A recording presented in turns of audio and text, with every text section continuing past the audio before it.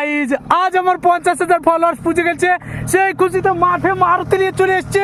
আজকে তোমার মাঠে পুরো মাঠ চষে বেড়াবো, সব দেখতে থাকো। আর আজকে রেকর্ড করবো যে মারুতিতে গোটা মাঠ ঘুরে বেড়াবো, মাঠে ঘুরে বেড়াবো মারুতিতে। এর সাথে টেঙ্কা থাকবে, তার সাথে এই না বিশ্বাস হলে দেখতে থাকো। মারুতি।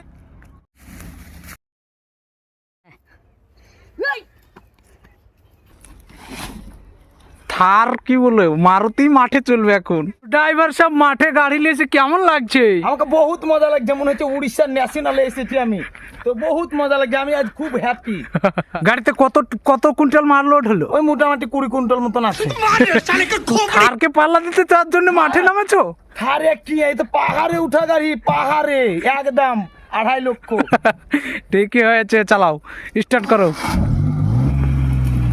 দেখলে মাল লোড আছে, মাল লোড হওয়ার পরে কিভাবে টাইনছে গাড়ি দেখিল।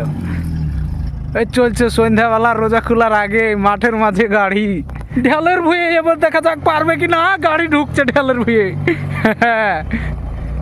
এরে বাড়া, পুরো ভাবে টাইনছে তো গাড়ি, একটু দম টম নাই, কোনো রকমের বাধা ছাদাই নাই। এই না হলে গাড়ি না, বাঘের বাচ্চা গাড়ি।